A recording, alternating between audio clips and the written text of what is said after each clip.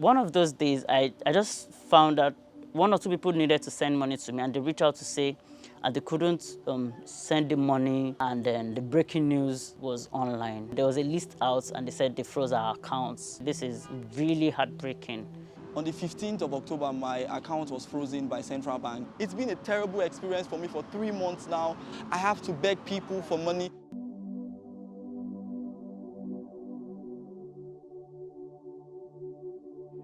I'm an event planner and also a caterer.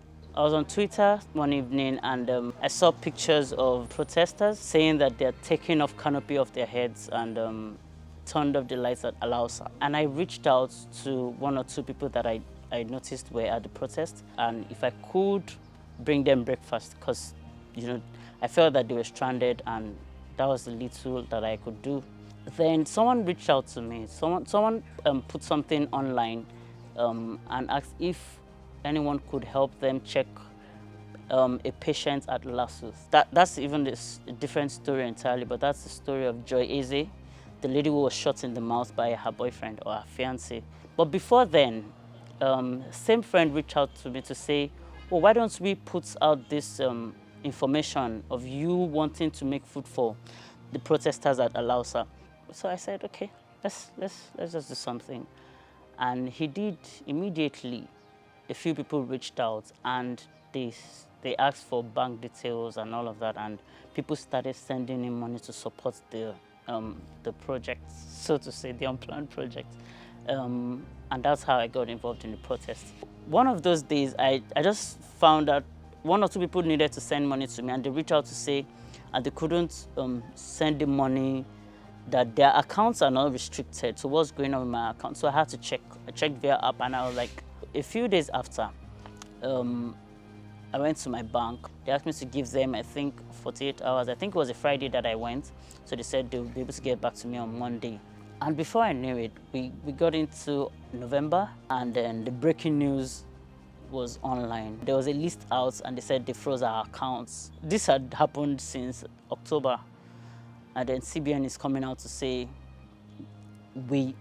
so the news came out like it just happened, but it had gone on for a few weeks.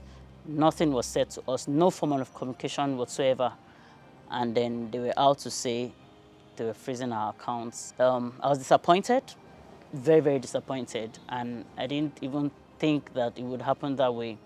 After CBN put out the news of the accounts that they froze, put out the list and all of that, they eventually closed down all my other accounts, which I found very, very interesting. Of course, I know that BVN, linking BVN and all of that would, it wasn't hard for them to do, but that wasn't even the account that I was using for the protest, but they closed everything. I'm a pharmacist in training. I was involved in EndSars protests that happened in Port Harcourt on the 13th of October 2020, Rivers State. I was actually one of the conveners in charge of medicals in Port Harcourt, EndSars protest in Port Harcourt. I was trying to make a debit transaction when I noticed my account had been frozen at about 8 p.m. that day. We tried all efforts to reach out to my bank, Access Bank. This happened with Access Bank. Nothing was done. I was told to go to a branch. When I got to the branch at Choba, Uniport, I met with the branch manager. She sent a mail to the head office in Lagos. When the memo was responded to, she turned her monitor to me and showed me the memo, which said the directive was from Central Bank for them to freeze my account. And there was absolutely nothing that could be done about it. She asked me if I had any issues with Central Bank. In fact, what issues I had with an organization so as big as Central Bank. I told her nothing. So when I left, I felt this has to do with EndSars. Basically because I received donations from people, individuals, corporate organizations, companies, firms. A lot of persons were trying to donate to this very good cause. I guess my account was frozen through, or was tracked through, the descriptions that came in through the inflow. I got descriptions like for EndSars, for the protests, so I guess that was how Central Bank was able to track my account. I tried to reach out to some persons. I came on Twitter, tried to tweet about it. Then I noticed that other people had the same issues too with myself. And as a result of the BVN system that was introduced in Nigeria, all my accounts, I have an account with First Bank, I have an account with Access Bank. In fact, my wallets, everything is frozen because they are all linked to my BVN. I mean, everything is all, they're all frozen. So as we speak, I do not have access to any of my bank accounts. Everything has been frozen. It has affected business. And I must also say that there were some projects that I lost along the line, which were very painful. Somehow, we got a lawyer to stand in on our behalf and to see to the situation. And we're still on the case at this time. It was interesting to find out again that I'd made attempts to renew my passports since 2020, February, thereabouts. But I couldn't get this done because I needed my NIMC slip to, fix all of that. So they gave me a date to return. They told me to come back in a week's time or next week. They said, so return, we'll call you back next week or you come next week to pick up your passport. It should be ready by then. And then my contact person called me up one of the evenings the following week.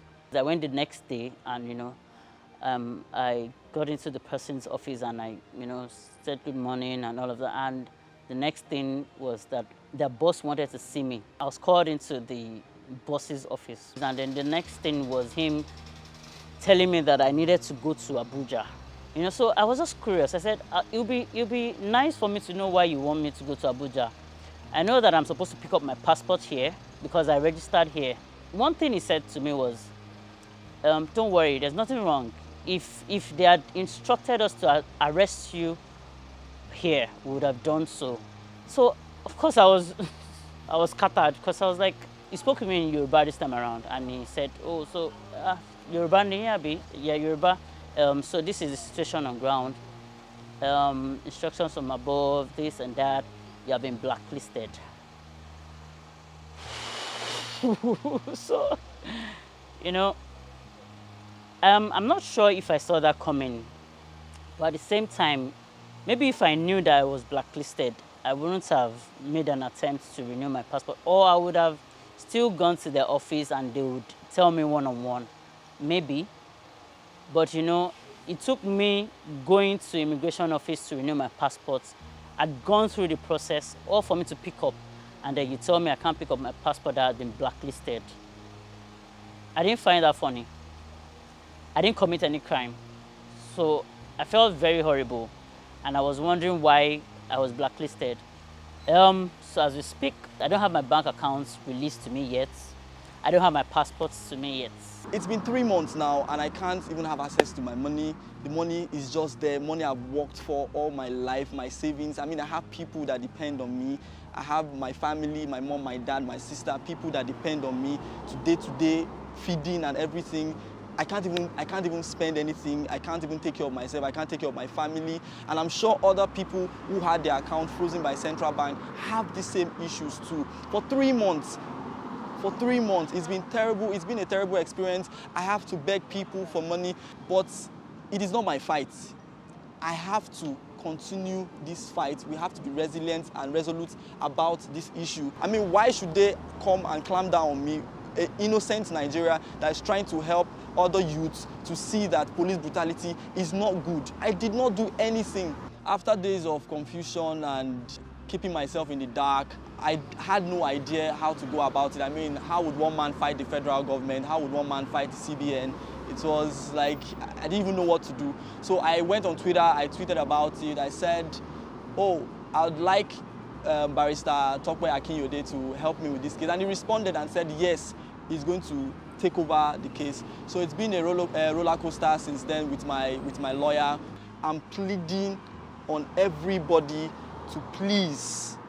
All I need is justice. The federal government and CBN should release my account, should unfreeze my account so that I can move on with life and live life like a normal Nigerian. On a fateful morning, I made a tweet about something going on in Songwater and its environment, like about the protest there. And someone messaged me like that they would like to provide refreshments for those people protesting in the area. Okay, so I offered help. I didn't want to go out that day for the protest, but since I received money, I had to go out there. So the protest was actually very successful. So it was there that provided refreshments for some of the protesters because it could not go around. It was about 30,000 naira, just 30,000 naira. And that was what made it funny to me when they said it was more of like a terrorist organization, like 30,000 naira. I'm not sure how much they sell a gun, but could I even buy a gun? So I noticed one morning when I woke up that my account had been frozen 3 to 4 days after receiving the money. I thought it was a minor issue. I went to the bank. They were acting all shady, but eventually they got to tell me that it was a PND order, post no debit or something. That wasn't my account. So I made further inquiries. They didn't want to open up still until I saw a post made by the central bank with my name included, number 15, Babatunde Shagun. And since then, we've been on it. Made several agitations, but nothing has been done. In fact, they've not addressed the case since then. It's been really hard. In fact, the first 2 months after they froze the account was very, very difficult. I had to rely on friends and families, borrow here and there. It wasn't funny. I felt ill because I was very devastated because it was something I felt I was doing for my country. We did nothing absolutely wrong.